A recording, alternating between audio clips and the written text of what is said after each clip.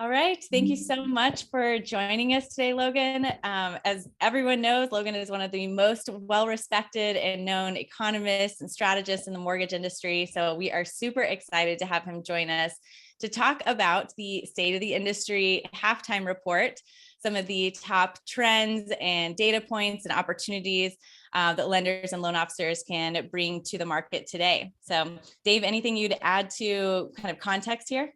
Yeah, I mean, the only thing I would add, guys, is I've been doing this for 30 years and I've never seen a market like this. Now, every time there's a pivot in the market, I've never seen a market like that. Like every pivot has its nuances, but I'm really interested to hear Logan's perspectives, because usually when rates go up 2% in 2 months, which actually I don't think has ever happened before, but we'll get validation from that.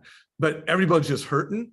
But in this market, there's some real opportunities. So I'm looking forward to hearing what Logan sees as kind of the dual markets. You know, we're hurting, but there's some real opportunities at the same time. Yeah, definitely. So Logan, thanks again for joining us. And I'd like to kick us off here by hearing from you. What are some of the top 3 realities or data points that you want to share with us about the market today? Well, the housing market is very unique and special to me because so much of my work in the past has been about, hey, listen, years 2020 to 2024 is always going to be different than what we saw in the previous expansion. Just because this period in time, we have the most amount of Americans looking for shelter ever. And I call it demographic replacement demand. Ages 28 to 34, the millennials are the biggest age group ever recorded in US history. So when you put them, Gen X, millennials, cash buyers, investors together, you got a lot of people looking for homes. The problem is that total inventory data since 2014 has been slowly moving down every year down. And then 2020 came and it just collapsed to all-time lows. And if you look at total inventory going back to the early 1980s, there's always been a nice little equilibrium of inventory between 1.5 million to 3 million, somewhere where it was balanced. We broke underneath 1.5 million. So that was like full stage alert for me, because that can facilitate unhealthy home price growth. And what I mean by unhealthy is forced bidding. So we're still in a forced bidding kind of environment, even though rates have risen. Total inventory is, as of right now, today, it's about a little bit over 1 million using the NAR data. We kind of want this to get back up to 1.52 to 1.93 million. We get somewhat of a balanced market. And I was hoping that rates rising would do a little bit better job, but we're still kind of struggling to get kind of toward that area. Demographics is demand. We have lots of people that need shelter at this point. Rental vacancies are low, in total home buying inventory is low. And this has facilitated what I've called now a savagely unhealthy housing market in 2022. Savagely. Yeah, savagely. Negatively. Very well timed. Savagely in a positive sense? No, I'm kidding. So on the economic front, on the bond market and mortgage rate front. Time out. Before you go, because you said something I want to just ask. I had interviewed 200 million a year mortgage professional, Jeremy Forcier in Petaluma, California, a couple of days ago. And he called out that like literally in the past 2 weeks, he's seen a massive shift in the fact that they've been averaging about 1 month in inventory. And just in 2 weeks, they've gone to 2 months in inventory. And they've been averaging, I can't remember what he said the number was in terms of price reductions, but let's just say it was like 8%. And it's gone up to like 18%. So it's like, how long will it take, like the data that you're sharing right now? This is an originator in the trenches, in a market. How long until we'll know the shift that's happened in the past 2 weeks and we'll have big numbers on those? We are still well below normal on price reductions and on total inventory. What's normal on price reduction? In a normal market nationally, 30% of the time you have price reductions. We're at 22% right now. So we're not even back to 2018-19 levels when we had much higher price reductions back then. The inventory data shifted in March. What I've talked about actually from the summer of 2020, once the 10-year yield can break over 1.94%, the housing market will structurally shift. So it looks actually pretty normal. Whenever rates rise, sales trends fall, except in the past 10 years, inventory was much higher. So even though on a percentage basis, it looks big, we're still well below 2019 levels on inventory. So don't worry about values, and you got lots of stats on that, and that's not even close to historically going back 40 years, we've never had any major price declines of any magnitude with inventory below 1.52 million. In fact, the only time in history actually that we've had what we call scalable inventory, where inventory really skyrockets, is from 2006 to 2011. And credit stress was getting worse in 2005, 6, 7, and 8. Then the job loss recession happened and inventory got to 3 to 4.5 million. We're at 1 million here. So I kind of have a rule of thumb. Until we get back to a range of 1.52 to 1.93, we're still like in a savagely unhealthy housing market. And even like today, people were using Redfin's data and saying, oh, look, price cuts are up to 5%. And then I said, okay, look at page 3. The median listing price year over year is at 18%. You know, so it's difficult for people to talk about a inventory shortage because it's the first time in history this has ever happened. So you think of a population of 330 million, and literally single family inventory is below 350,000. So that's the market you kind of we're dealing with. And so you're going to get big percentage increases, but even in California before the year started, Orange County, Los Angeles, and San Diego, we had less than 6,500 homes for sale in the 3 major products. I think we're now back to like 18, 19,000. During the housing, like in 2007, it was 120,000. So we're far away from any major change. So we just have to work our way back up. But just like in 2018, you see these really big percentage increases. People tell me, oh my God, houses up 80%. And then you look at the total inventory data and it's like, whoa, we are still at record all-time lows. And that's why I like to use these 40-year channel total inventory data to show what a crisis we're in, because we've got a lot more people now working and looking for shelter than we did in the 1980s and 90s. And that's created this forced bidding. And that's why prices, you know, the last NER report, we have median sales price was up 15%, even though sales trends was below early 2020 levels. So it's just, this is more of a supply story than demand story. So we just have to work our way back up. So I want to give a coaching note to any loan officer that just listened to that conversation right there, guys. The way I came in and provide that number, that's what a lot of buyers will do. You know, you heard Logan talk about, oh, Redfin said this, and you need to like re-listen to what Logan just said, and you need to be able to, you know, obviously you can't be Logan, and you know he's got so much knowledge and insight over, you know, decades of studying the market, but you can take a couple of those sound bites and provide comfort and confidence to a consumer that, you know, if they do want to buy and they're going to buy, that, you know, it's so, there's inventory is so historically low, and so know your local market, know what Logan said. Logan, can you provide us a chart or two, because we're, you know, this is research for an article we're going to write, and that little data point right there. Oh yeah, I will send you the 2 most valuable charts that are the total inventory of 40 years, just to go progress. I mean, I say this all honestly, even on Twitter finance, my economic and stock trader friends have no idea like how low the total inventory is. They keep on using percentages, and part of the problem is that everyone's forgotten a traditional seller is a buyer 70-80% of the time. So when they sell their homes, they're buying another one, and the inventory is a wash. So when you look at inventory for like a 40-year process, it doesn't ever really break out, because you have a seller that becomes a buyer and the inventory washes out. What happens is when mortgage rates rise, days on market grow. And in a traditional market, you have 30 to 45 days.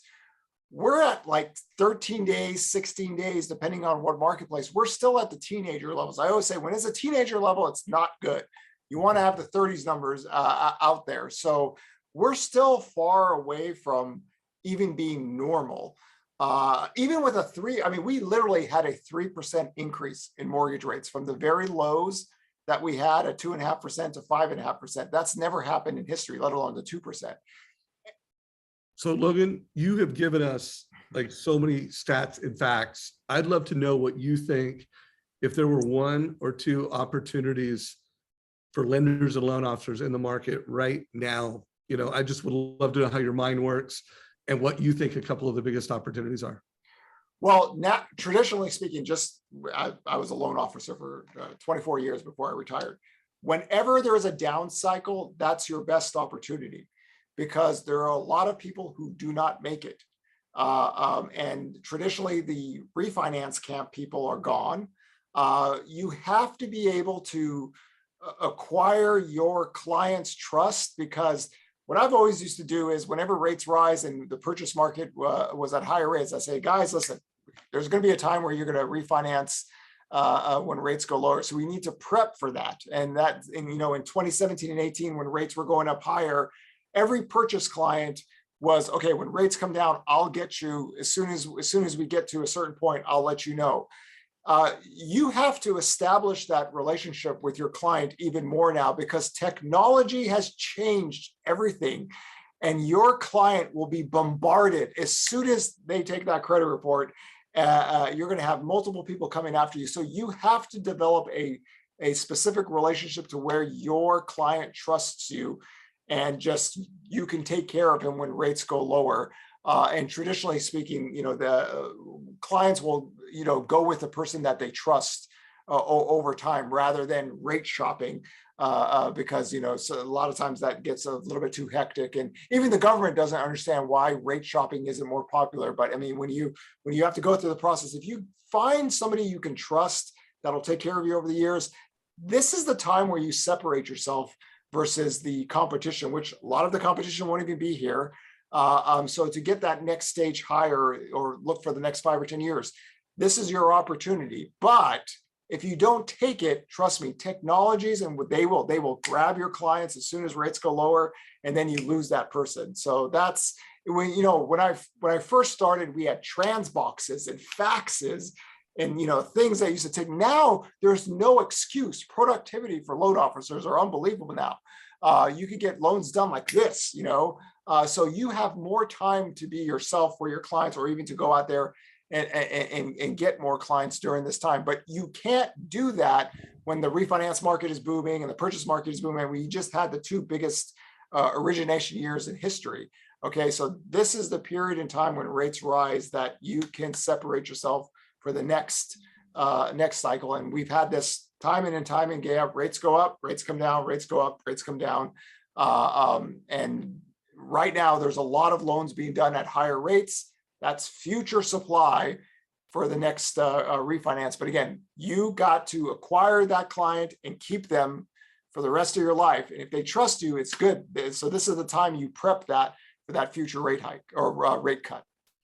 So Logan, I reached out to you, as you know, whenever I was looking at buying a home over a year ago, as well as Dave. But I was just so nervous about the acts of the inventory and what the market was doing. As we know that home price value and to income ratio is higher than even the housing bubble time, and it seems extraordinary. What do you think loan officers or lenders can do to talk about affordability and, work with their customers to provide a sense of safety, I guess, in this kind of environment? So we all have kind of a scar from the housing bubble years. And what I've always done in the last few years is that homeowners now, when they buy a home, they're staying in their homes much longer. From 1985 to 2007, average was 5 to 7 years. The turnover was much faster. From 2008 to 2022, it's 11 to 13 years. In parts of California, it's like 18 years. I mean, I've been in my home for 18 years as well. So people just buy a payment. And they don't think like stock traders or anybody. They don't rush to sell their homes, to cash out, to go be homeless or rent at a higher cost. They're buying a payment. So housing to me is always the cost of shelter to your own capacity to own a debt. It's a fixed debt payment. Your wages rise every year. So on paper, homeowners in America have never looked better. And what's happened over and over again is that the people that have bought homes, even when the rates are higher, every year that goes on, their wages increase. So when they refinance the next time, their cash flow gets better. So when you look at the credit profiles of Americans now, FICO scores are very high. The disposable income or the percentage of their payment versus their disposable income are at all-time lows. And if you think of it in that light, you're just buying a payment, and that will be your best relationship you ever have, because you're going to go to bed with that payment. You're going to wake up every morning. That payment's going to be very good to you, very loyal, no drama. It's going to stay the same. And that's how you have to look at shelter costs versus, you know, am I buying at the top? Am I not buying at the top? You know, traditionally speaking, if you look at home sales data going back, 2 or 3 decades, there really isn't a mass amount of people that say, I'm not buying because I'm buying at the top. When people are ready to buy, they buy. So when somebody comes to me, should I buy a house? I always say that I have the same answer.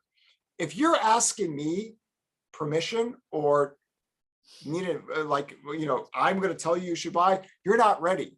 Millions and millions of Americans buy homes every year because they're ready. They bought more homes during a global pandemic when everybody was telling them home prices were going to crash than any period from 2008 to 2019. Why? Because when home buyers are ready, they're just buying a payment. And that's how they look at it. Other people who are kind of on the edges, financially, they might not be set yet, but when you're ready, you eventually find. Now, the problem we have here in America is the inventory is so low that you have literally home buyers who are ready, who keep on losing their bids. And that's the most frustrating thing for me to see, because you have literally people who are right in their prime home buying age that have to deal with this unfortunate situation of having the lowest inventory versus population ever recorded in history. But again, you are buying a fixed long-term payment and your wages are going to rise every year. And because of that, the homeowner on paper looks better than ever because that is a fixed cost. And you never have to worry about that, where let's say a renter or anybody not only has to rent inflation, hey, we're selling the property, or you know what, rents are going to go up X amount. It's your home. It belongs to you. It's a very good, stable relationship because credit is very boring and stable right now. That's the most important thing. Well, just the way that you talked about that and the way that, and then getting a rent versus own from Dave, those were the things that were so influential to me, to feeling safe enough to go ahead and pursue that. But I think for next gen borrowers who entered adulthood during or right after the financial crisis, as you said, we do have those scars. And I think it is hard to enter a market where we're constantly hearing that it's not a good idea or that there's, low inventory and all of that. So I think having those conversations, the way that you talked about them, is a really helpful way to approach getting more of the purchase market. But Dave, sorry, go ahead. And home buyers, when they're ready, they buy. We just see that in the data for many years. The only period in time that we actually saw a psychological pause was the first 6 weeks of COVID, when everyone paused everything. And literally the number one data line that recovered the fastest was housing. 6 weeks later, you shot a V-shaped recovery in purchase application data. Why? Because people need shelter. iPhone, you don't need. Xbox, you don't need, but you have to buy somewhere to live, right? So when you're ready, you're ready. And again, when mortgage rates were so low, you had a lot of people who just said, hey, and think about all those people in 2020 who bought during the COVID when there was not that much competition yet. The inventory channel started to really break in toward the end of 2020. And they're looking better than ever. And that was the period in time where everybody said, oh, don't buy a house. Housing's going to crash. Wait until a year until see what happens. Nobody did.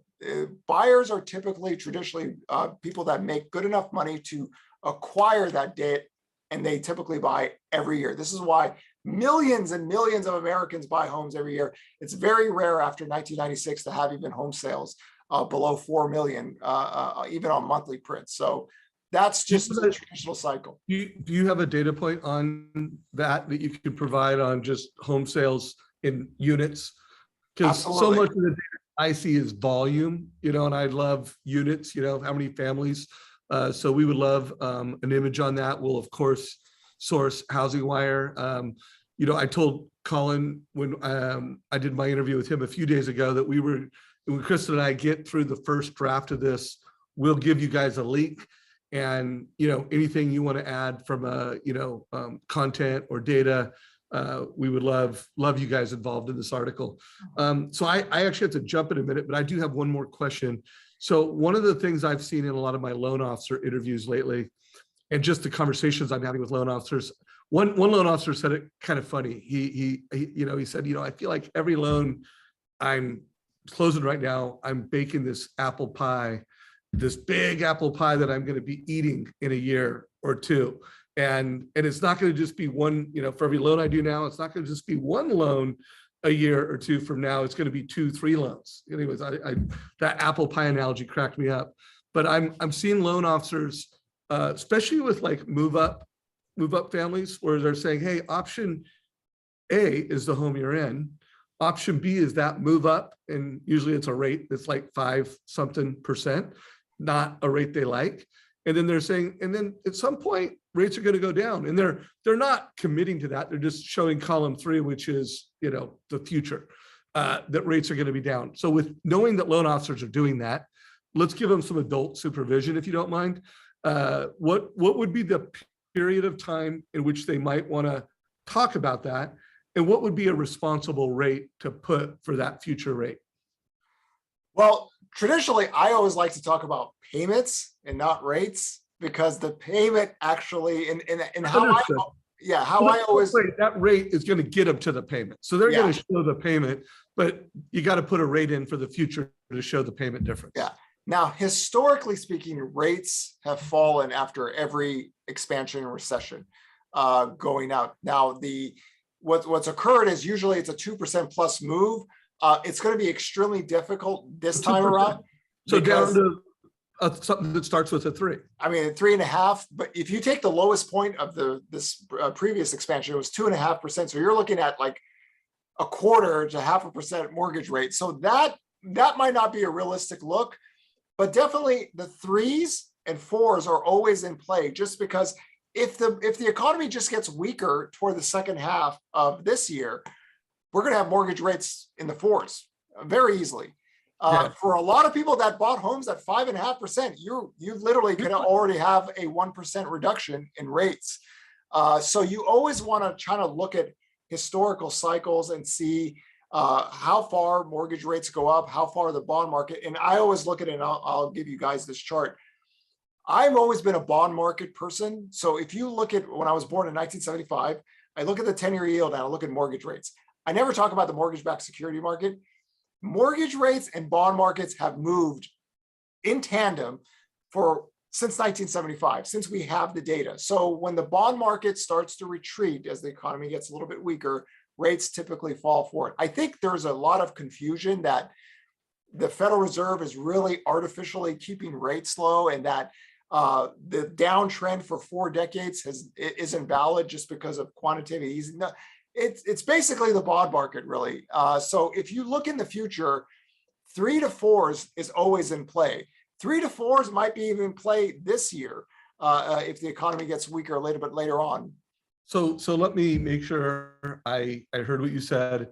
It is not unrealistic that loan officers that are doing loans at 5.25, 5.5 right now, that by the end of the year there will be a number in the 4s. Potentially refi 1, Definitely. and it is also possible, in spring of next year, first quarter next year, we're in the 3s again, and that refi pie is not pie in the sky. I mean, that's always when you think rates are higher, that's future supply for refinances. It has always worked. Obviously, it's a question of when. I'm just wanted to know, is that something? Definitely. Yeah, the tug of war is if the economy gets weaker, bond yields will go down, and you can literally have refinance candidates this year, especially the people that bought homes at 5.5%.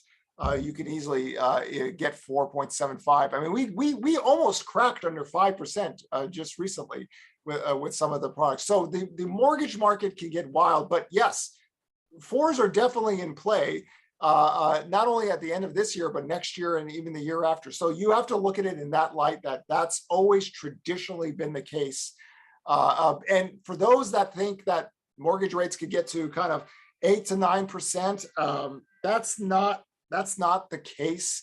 The economy would have to really be stronger for a very long time for that to happen. So just look at the recent uptick in mortgage rates as being kind of a lot of the Fed expectations already priced in. The long end of the market got well ahead of the Federal Reserve.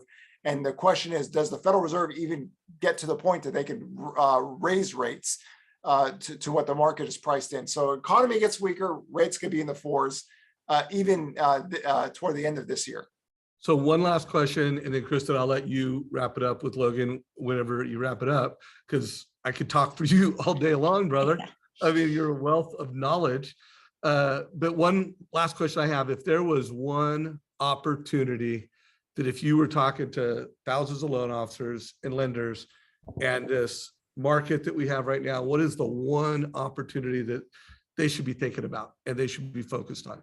Focus on your purchase clients more than ever, because that's going to be your best referral source going out in the future too. If you get their trust from the start of the process to the end, and you keep them in mind always, develop a relationship with them, you get that refinance, you also get the referrals from them. And not to mention that, you always have to establish good relationships with realtors, because the mortgage industry is very cyclical.